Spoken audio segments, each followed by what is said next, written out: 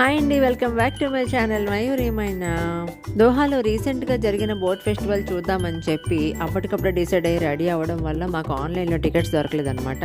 సర్లే డైరెక్ట్గా వెళ్తే టికెట్స్ ఖచ్చితంగా దొరుకుతాయి అని చెప్పి వెళ్ళామన్నమాట. అయితే ఒక్క టికెట్ కూడా దొరకలేదు. సో మాకు లోపలికి ఎంట్రీ లేదు కాబట్టి బయట చుట్టుపక్కల ఏమేమి ఉన్నాయో మొత్తం చూసుకొని ఇంటికి వెళ్ళిపోతామని చెప్పి డిసైడ్ అయ్యాము.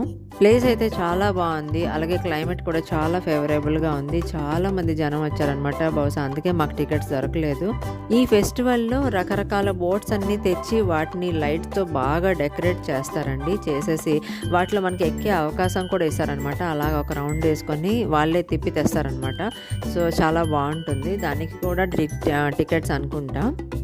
అలానే క్రాకర్స్ కూడా చాలా కాలుస్తారండి. కాల్చడం అంటే ఏదో మనం కాల్చుకున్నట్టు కాదండి, చాలా అద్భుతంగా ఉంటుంది అనమాట. వాళ్ళు కాల్చేటప్పుడు చూడడానికి అంటే మొత్తం ఆకాశాన్ని అంటుతున్నట్టు ఉంటాయి.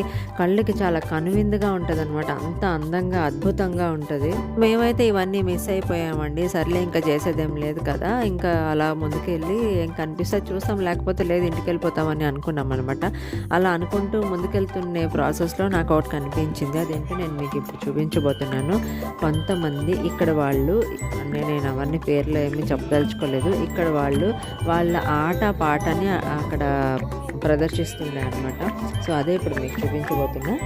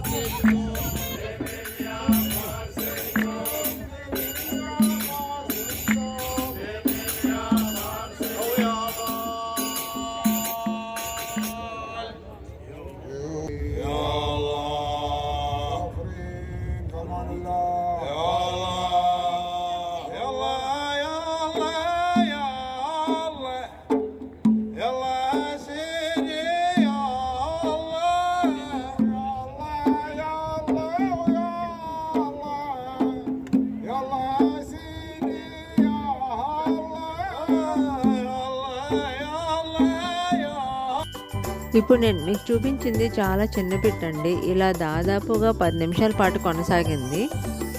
ఇదంతా అయిపోయిన తర్వాత అక్కడ కొన్ని బోట్స్ దాని దగ్గర సరదాగా కొన్ని ఫోటోలు దిగాం చూడండి.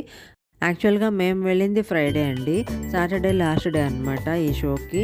అయితే సాటర్డే వెళ్తే మళ్ళీ సండే స్కూల్ ఆఫీసు అన్నీ ఉన్నాయి, రిటర్న్ ఇంటికి వచ్చేసరికి లేట్ అయిపోతుంది కదా, నెక్స్ట్ డే మళ్ళీ ప్రాబ్లం అవుతుందని చెప్పి మేము సాటర్డే పెట్టుకోలేదు. అక్కడికి ఒక 2 days తర్వాత తెలిసింది ఏంటంటే సాటర్డే ఫుల్ ఫ్రీగా విడిచిపెట్టారంట. ఎంట్రన్స్ టికెట్ అంటూ ఏమీ లేకుండా ఫ్రీగా విడిచిపెట్టారని తెలిసిన తర్వాత అయ్యో అనిపించింది మాకైతే. ఫ్రైడే వెళ్ళకుండా సాటర్డే వెళ్ళుంటే బాగుండేది అనేసి. అలాగే అంత జనం కూడా చాలా ఉండేయంట. సంవత్సరానికి ఒక్కసారి అవుతాయి ఇటువంటివి ఇక్కడ. ఇప్పుడైతే నెక్స్ట్ ఇంకా 1 weekలో దో ఫెస్టివల్ రాబోతుంది. దో ఫెస్టివల్ గురించి నేను ఆల్రెడీ మీకు పాత ఛానల్లో చూపించడం జరిగింది. నా బ్యాడ్ లక్ ఏంటంటే పాత ఛానల్ ప్రజెంట్ నేను రన్ చేయలేకపోతున్నాను, అది అలాగా ఉందన్నమాట. సో నాకైతే బాధ అనిపిస్తుంది, కానీ నాకు అసలు టైం సరిపోవట్లేదండి. 2 ఛానల్స్ స్టార్ట్ చేసేసాను కానీ అసలు నడిపించలేకపోతున్నాను. 2 ఛానల్స్ నడిపించడం అనేది మాటలు కాదు. షార్ట్ వీడియోస్, లాంగ్ వీడియోస్ అన్నీ పెట్టాలి.